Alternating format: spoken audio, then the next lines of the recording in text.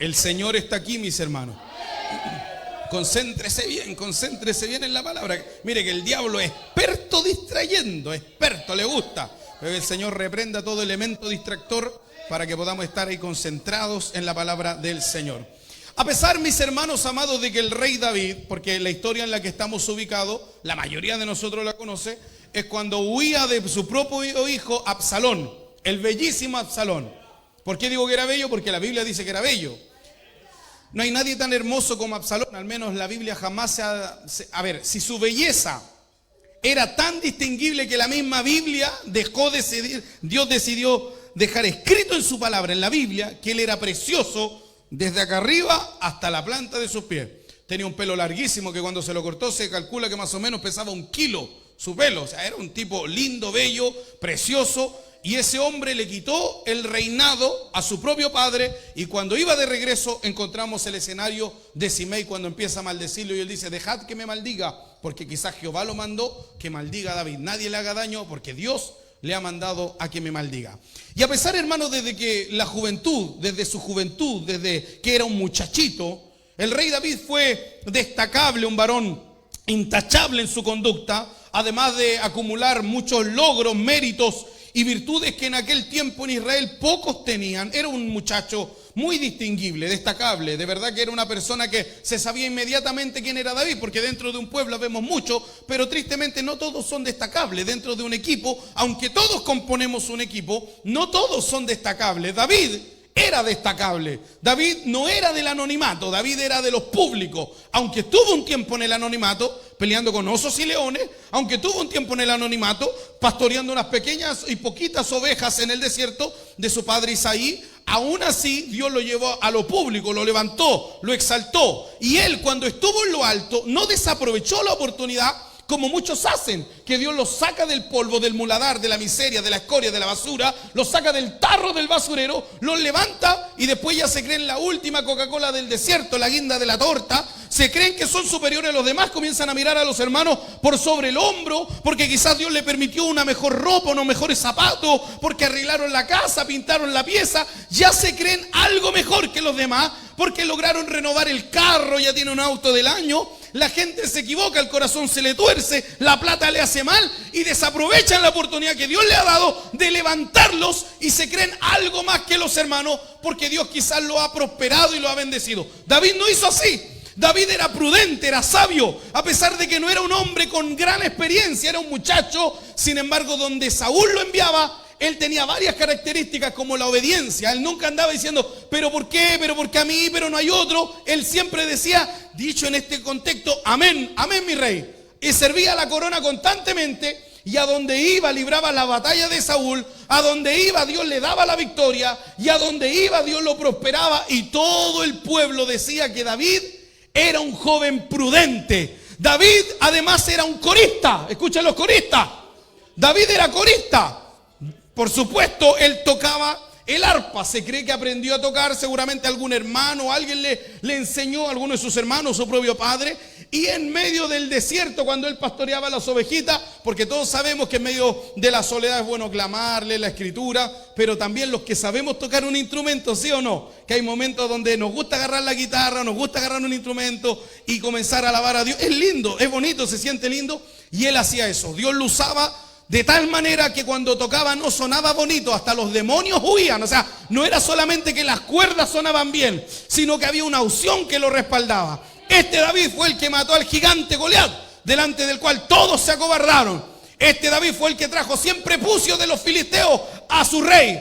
Este David fue el distinguible David, el dulce cantor de Israel, un hombre como ninguno quizás ha existido. Este David va a ser el que va a reinar en Israel en el reino milenial de Cristo. Cuando esté el reino milenial de Cristo, él va a estar ahí, junto con Jesucristo, dominando las 10 tribus, las 12 tribus de Israel. Este David, amados hermanos, a pesar de lo intachable, distinguible, virtuoso, buen mozo que era, se equivocó. Un detalle que me faltó: tenía el corazón conforme al corazón de Dios.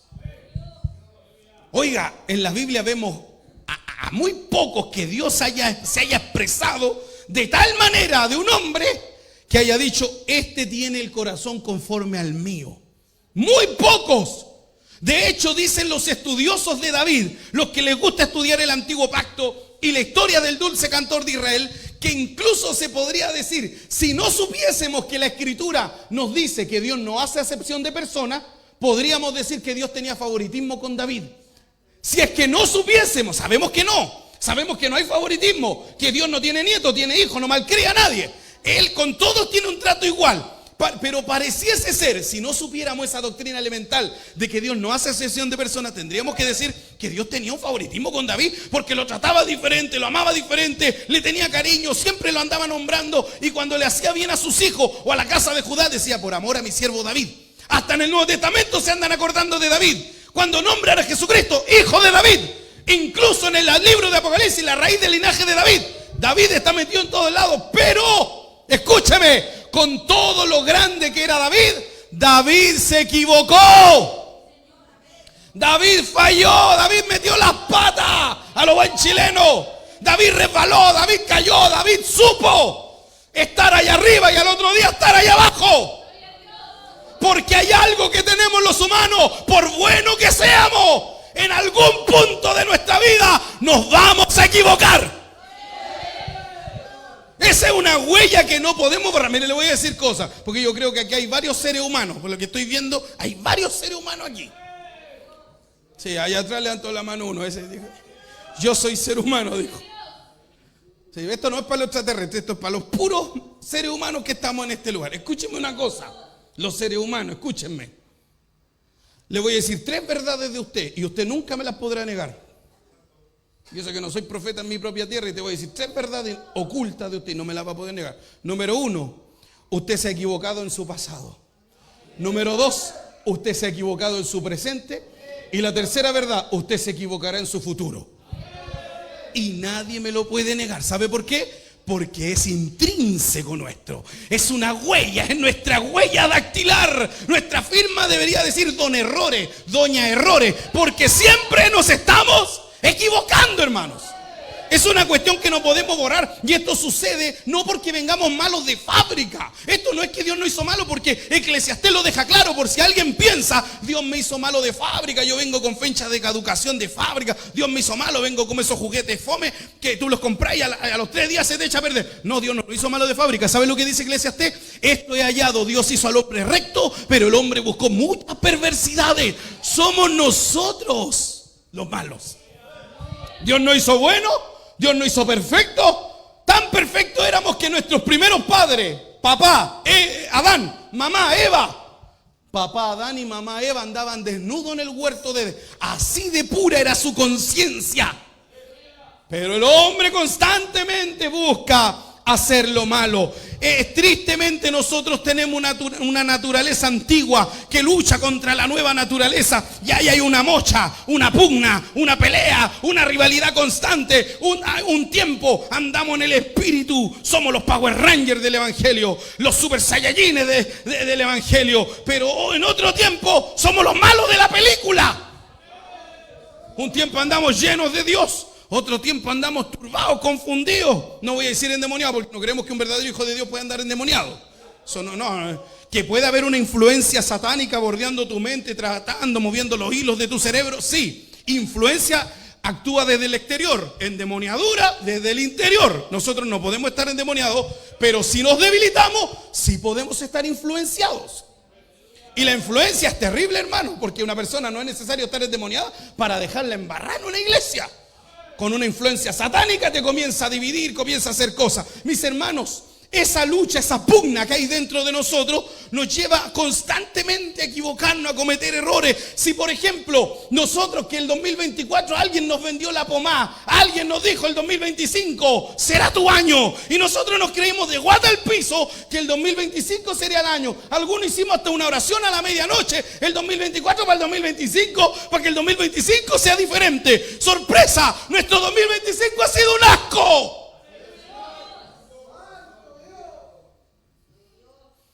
Se repite la historia. Error tras error, torpeza tras torpeza. Porque así somos los seres humanos. Somos brutos, torpes, no aprendemos, somos cabeza de piedra, nos cuesta entender. Pero ¿sabe lo lindo del Evangelio? Que Dios tiene un atributo, se llama omnisciencia. Eso significa que conoce todo el pasado, todo el presente y todo el futuro. ¿Sabe lo lindo, la tranquilidad que me da esto? Lo lindo del evangelio, que a pesar de que soy bueno para cometer errores, el día que Dios llamó a este gusano, el día que Dios llamó a estos gusanos, Él sabía lo imperfecto que sería nuestro camino y aún así nos escogió, aún así nos llamó. Él conocía todas las veces que me iba a resbalar, Él sabía todas las veces que le iba a fallar, pero aún así me llamó. Usted tiene esperanza, si todavía hay vida, todavía hay esperanza, mis hermanos. Dele palmas de alabanza a Jesucristo, el Señor y Salvador de nuestras almas.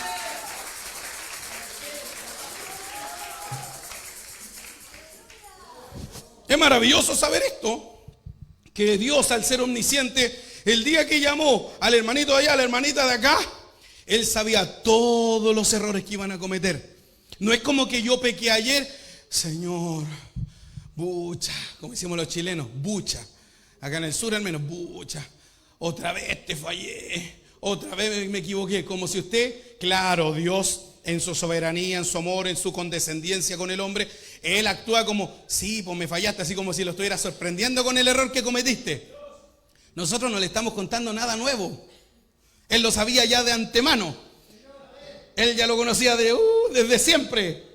Ya lo sabía, no le estoy contando algo nuevo, no le estoy comunicando algo nuevo. Pero por supuesto, como Dios es condescendiente con el hombre, Él te escucha, Él tiene paciencia, Él te atiende, pero Él ya sabía que te ibas a equivocar y aún así no te ha desechado. Por eso yo digo que todos los que se apartan de Dios porque pecaron, porque fallaron, es porque le faltaba tener un conocimiento más profundo de las Escrituras. Porque si alguien se descarrió porque dijo, yo me equivoqué, yo fallé, mejor me voy al mundo, es porque no entendía bien las Escrituras. Si hubiera tenido un poco de madurez en la Escritura, hubiera sabido que Dios ya sabía que esa persona se iba a equivocar. Dios ya lo sabía. Y aún así no te ha desechado. No, es que quizás Dios está cansado conmigo. El día que Dios se canse te va a matar. Porque mientras hay vida, dice la Escritura, hay esperanza. Si Él te ha dejado con vida es porque todavía no lo has hartado. No, si nosotros hubiéramos sido Dios, nosotros ya hubiéramos tenido la mitad de la población mundial muerta. Hubiéramos hecho una masacre terrible porque somos impacientes, no soportamos a veces ni a nuestros hijos y vamos a ir a soportar a los otros. O sea, somos terribles. Gracias a Dios que tenemos un Dios bueno, misericordioso, compasivo, clemente, tardo para la ira, dice la Escritura, pero grande en misericordia. Servimos a un Dios bueno, compasivo. Él ha tenido paciencia de nosotros. Porque Él sabe, hermano, se equivocó David. Oiga, ¿quién aquí le llega a los talones a David? No creo que nadie. ¿Quién le llega a los talones a David? No me va a decir que alguien aquí, si tenemos una prueba un poquito más grande que nosotros, ya andamos llorando. Imagínese este otro que se enfrentó a un gigante. David era tremendo. Se equivocó David, no se equivocará usted. O como dicho de otra forma, se caen los aviones, no me voy a caerme yo. Que Dios nos bendiga. Como ser humano, David se equivocó. Se equivocó y se equivocó con letras grandes. Porque equivocarnos podemos cualquiera, pero David cometió errores fuertes. Cometió 3 grandes pecados, pero 2 de ellos son los más distinguibles y más fuertes. Número 1, el adulterio con Betsabé. Número 2, matar al esposo de Betsabé, Urías Eteo, que además era uno de los 30 hombres considerados como los valientes de David. Ya usted conoce la historia, no quiero redundar tanto en lo mismo para pasar directo a la enseñanza que traigo en esta tarde ya. Sí, tarde. Pecó con Betsabé, adulteró con ella, no conforme con eso decidió matar a su esposo. 2 grandes pecados de los más terribles, porque mató a un hombre justo, mató a un hombre bueno, mató a un hombre leal, mató a un hombre fiel, mató a un hombre distinguible, mató a un hombre que peleaba como ninguno, pertenecía a su grupo más cercano. Era un hombre, hermanos, que aunque le ofrecieron vacaciones, él dijo, no, yo tengo que estar en la guerra.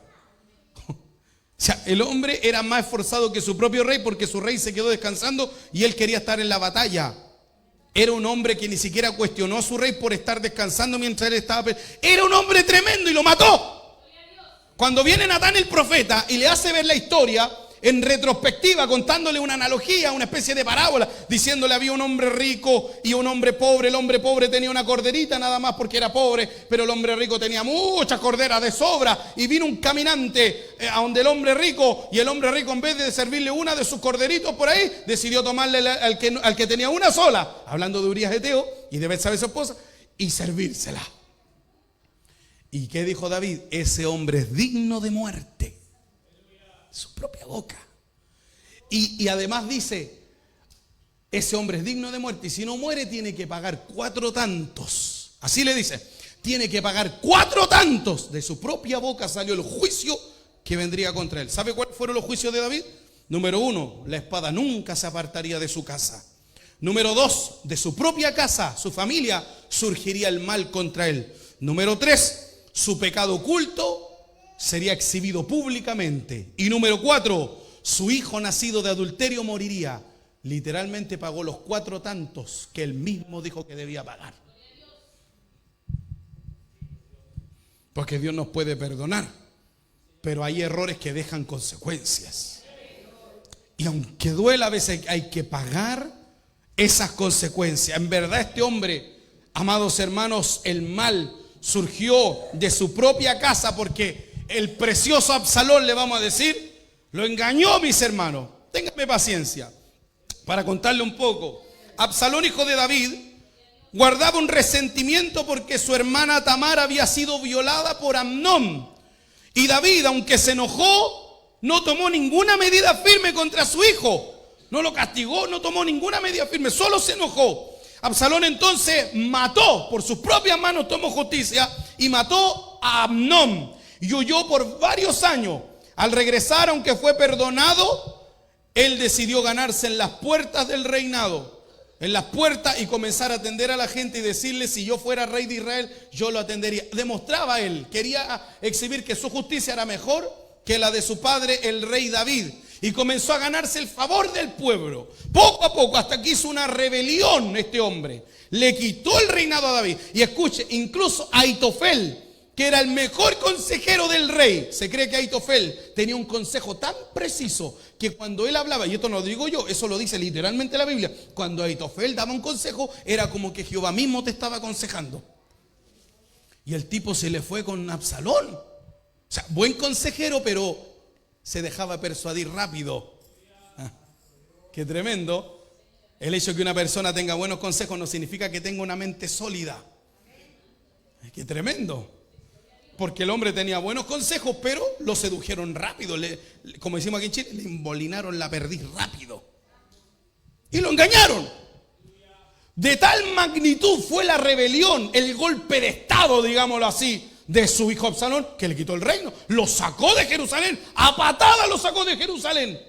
Es increíble, hermano, que este muchacho Absalón le quitó todo a su padre. Pero recordemos, era por el pecado que David había cometido.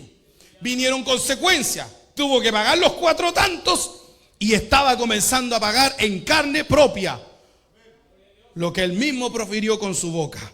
Mientras David, huye de Jerusalén hasta Baurim, una aldea benjamita cercana a Jerusalén, mis hermanos, está en su peor momento, Se cree que iba humillado. La Biblia dice que iba con un paño en la cabeza cubriéndose el rostro, y todos sus hombres valientes con él iban descalzos y llorando. Así va David. Descalzo, era la costumbre judía, sin zapatos, sin nada, cubierto su rostro y llorando por su hijo Absalón, pidiéndole a Dios, quizás reclamando, quizás lamentando no haber hecho mejor las cosas, haberse equivocado de esa manera tan terrible. Quizás recapacitaría y diría, por último hubiera pecado con Betsabé, pero no matar a Urías Eteo. Esto me pasa por pecador, esto me pasa por malo. Y en su peor momento aparecen los que nunca faltan. Simei. Ay, estos están siempre. Los que se encargan de recordarnos lo malo que hemos sido. Porque cuando uno hace algo bien, son pocos los que aplauden, son pocos los que se recuerdan de nuestros buenos actos. Pero cuando comete un error, el ser humano es tan Ay, hermano, da una impaciencia terrible. El ser humano es así. El ser humano prefiere, de 10 cosas buenas, prefiere recordar la mala, la una mala que hiciste. ¿Y qué pasó con la otra buena? De hecho, una vez un profesor se paró y dijo, una por una. Por supuesto, todos los niños respondieron. Una por una. Uno. Uno por dos. Eso, al unísono todos respondieron. Uno por tres, tres. Uno por nueve, nueve. Bien, muchachos. Y uno por 10, 11, dijo el profesor. Y todos los niños se largaron a reír en el salón, en el aula de clase. Profesor, qué risa, dijeron.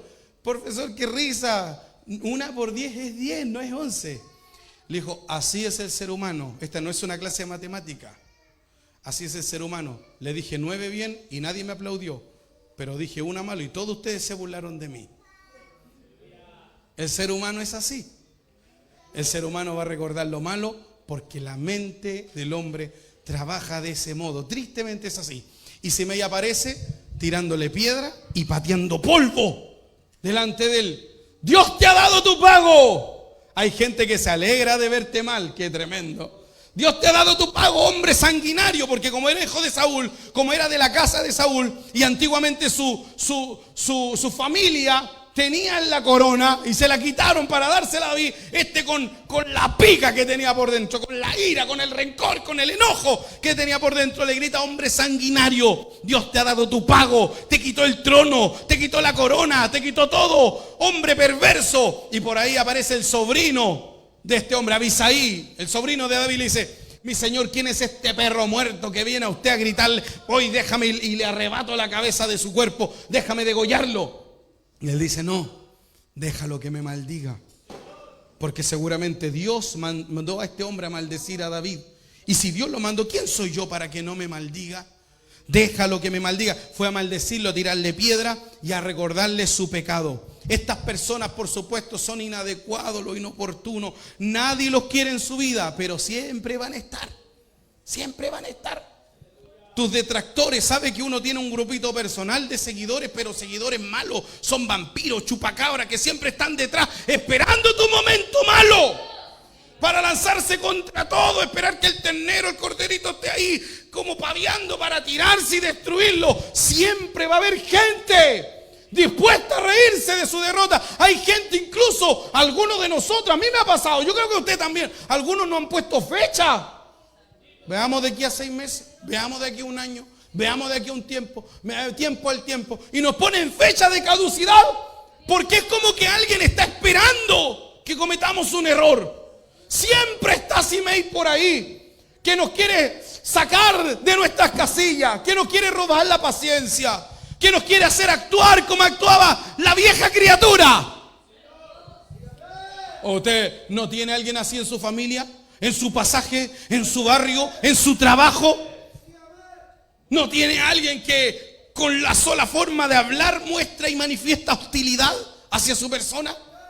Y quiere sacarlo a usted de esa paz que usted tiene, de esa paz que consiguió el domingo, pasó al altar, buscó fuerza, llega el lunes y allí está Simei.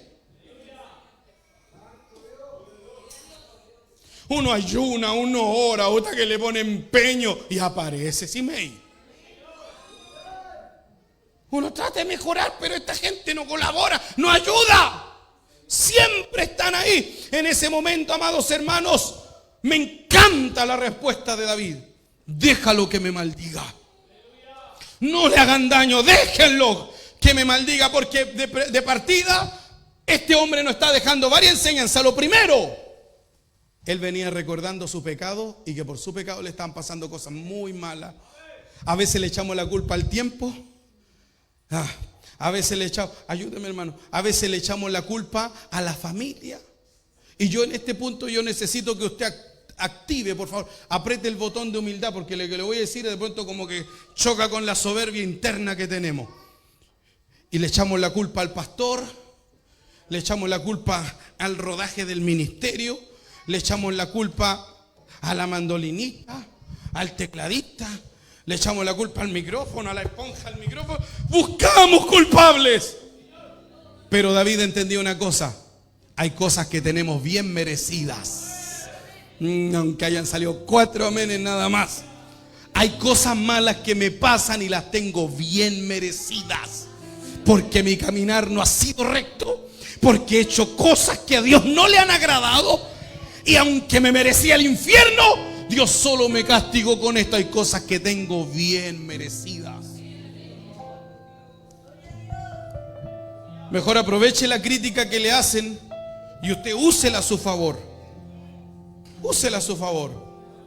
A mí me pasaba por mucho tiempo que no escuchaba ningún crítico, hasta que un día aprendí de un hombre que escuche la crítica por mala que haya sido, aunque no la supieron decir, aunque sonó tosca, bruta, pero si logro escuchar, quizás logre sacar algo de verdad de lo que me están diciendo.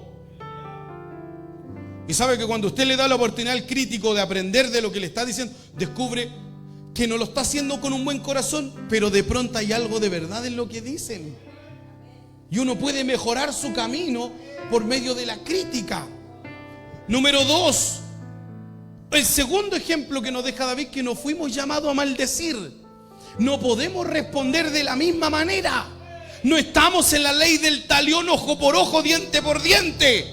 Estamos en la gracia del Señor Jesucristo, donde Dios nos dice: bendecid a los que os maldicen y orad por los que os calumnian. Ese es el evangelio. Hay alguien calumniándome, debo orar por él. Eso no lo enseña una iglesia, eso lo enseña Dios mismo en su palabra. El apóstol Pablo en Romanos 12:14 dice: bendecid a los que os persiguen, bendecid y no maldigáis.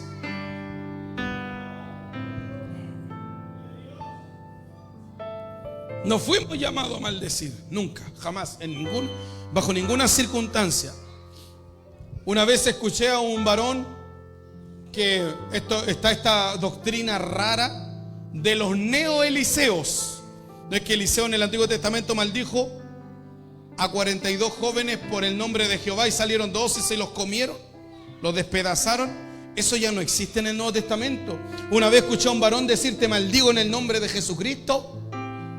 Maldiciendo en el nombre de Jesucristo, hermano. Si lo hizo Eliseo, lo puedo hacer yo, no me diga. Falsas doctrinas que se meten con el fin de saciar el orgullo, el enojo. No, en el Nuevo Testamento nosotros estamos llamados a bendecir, incluso a la vecina copuchenta que solo me murmura, incluso al viejo de la esquina que lo único que me hace es daño, incluso al hermano complicado que me vive pelando y piensa que no sé, pero lo sé todo. Tengo que bendecirlo. Y con la sinceridad de mi alma tengo que agarrarle su mano sin escrúpulos, sin rencores, sin nada raro en mi corazón, y darle un abrazo y decirle: Dios te bendiga. No le va a ir a decir a usted: de Jehová es la venganza. Tiene que decirle: Dios le bendiga. Y de corazón. Número 3, la tercera enseñanza que nos deja David: no tomemos la justicia por nuestras propias manos. El Hijo de Dios debe entender que si te enojas con alguien, escuche, porque usted puede enojarse, somos seres humanos, pero cuando ya usted logre enfriar esto, enfriarlo, usted piense: ¿alguna vez el enojo ha resuelto mis problemas? ¿Alguna vez que yo me he enojado contra alguien, ha solucionado algo? Cuando me enojo contra mis hijos, contra mi esposa, contra el esposo, contra alguien de la iglesia, ¿alguna vez el enojo ha solucionado algo? Nunca. Es todo lo contrario. Crea más y más problema. Por eso la Biblia dice en Romanos 12:19: no os venguéis vosotros mismos, amados míos, sino dejad lugar a la ira de Dios, porque escrito está: mía es la venganza, yo pagaré, dice el Señor. Si usted necesita pelear, deje que Dios pelee por usted. ¿Alguien está causándole una injusticia? ¿Alguien le está tirando polvos y piedras? Deja que te maldiga. No salgas a la primera a defenderte. Esa es una actitud carnal, mundana, que no debe estar en un hijo de Dios. A nosotros nos defiende el Señor, Él es nuestro abogado. Él es el que nos cuida, el que nos protege. ¿Estamos sufriendo alguna adversidad? Deje lugar a la ira de Dios. Él se va a encargar de ese problema. Él va a resolver estas cosas, mis hermanos. Y cuarta enseñanza que nos deja David con su respuesta es que los ladridos de los perros son una buena señal. ¿Cómo eso, pastor? Que el ladrido de los perros. Sí, el ladrido de los perros es buena señal. Escuche. Abisaí, hijo de Sarbia, le dijo: ¿quién es este perro muerto para que maldiga a mi señor, el rey? ¿Quién es este perro muerto? Cuando los perros ladran, es una muy buena señal. Muy buena señal. ¿Nunca le ha pasado que va por un pasaje en silencio total, casi caminando con zapatos de algodón, y aparecen los perros? Porque un perro ladra cuando siente tu presencia, cuando vas caminando. Algunos pueden decir: qué mala suerte tuve. Bueno, hay otra historia que dice que es buena señal cuando un perro ladra. Iban dos jinetes sobre su caballo,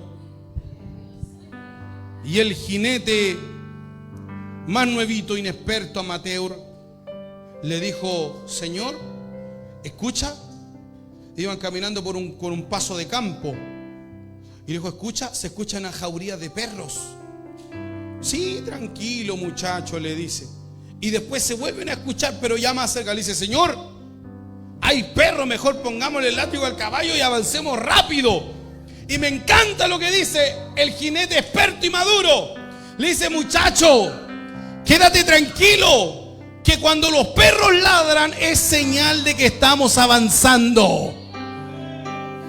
Usted no se preocupe por quién está ladrando, aullando, rebuznando. Usted solamente avance, que cuando uno está avanzando no van a faltar los simei que se van a parar frente a ti, te van a comenzar a maldecir, van a querer robarte la paciencia, van a querer robarte la paz. Pero usted no negocie lo que Dios le ha entregado. Usted responda con bendición. Deje callado al diablo, porque el diablo lo que espera es que usted se ponga a la altura del mundano, a la altura del impío.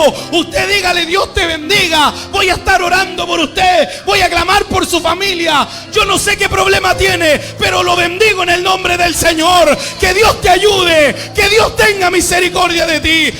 Esa es la actitud de un cristiano. Eso es lo que debe hacer un hijo de Dios.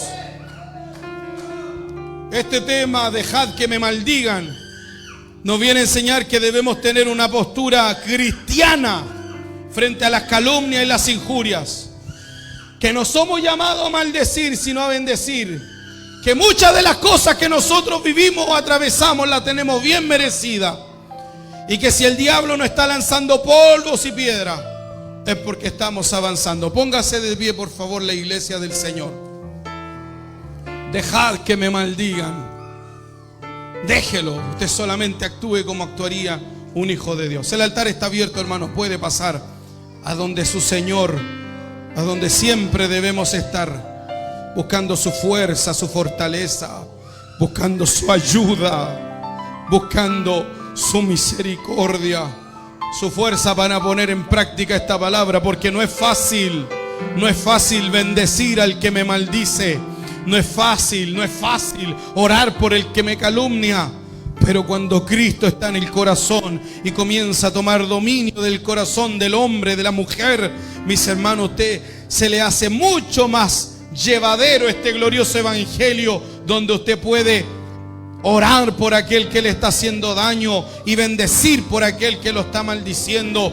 Dios te va a entregar esa madurez y esa capacidad para poder reaccionar en todo momento como un hijo de Dios. Porque nuestra lucha, nuestra guerra no es contra sangre y carne, sino contra huestes espirituales de maldad.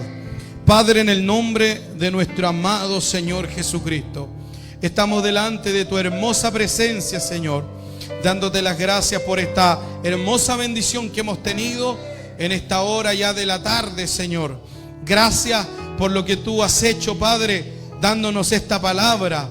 Una palabra que nos viene a aclarar nuestro carácter como cristianos, cómo debemos actuar y movernos, cómo debemos proceder, Dios mío. Muchas veces, Señor, ¿cuántas personas deciden no entrar a una iglesia por el mal comportamiento de tus hijos?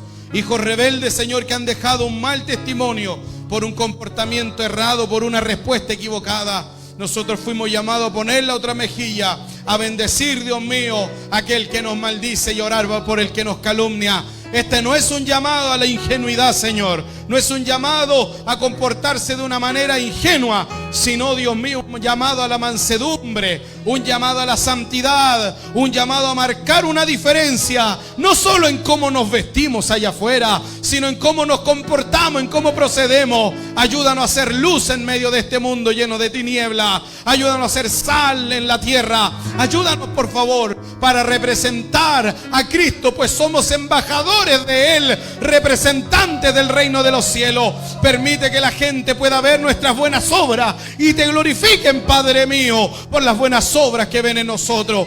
Hoy nos has recordado que el caminar del ser humano, de tus hijos, es imperfecto. Que si David se equivocó, nosotros también nos equivocaremos. Pero usted tiene paciencia con nosotros y nos enseña, bendito Dios, cuál es el camino que debemos seguir y por el cual debemos andar. Padre mío, levántanos de esta oración fortalecidos, renovados, con nuevas fuerzas y ganas de seguir adelante, luchando y peleando la buena batalla de la fe. A ti nos postramos pidiéndote estas misericordias a través del nombre que es sobre todo nombre, el nombre de nuestro Señor Jesucristo.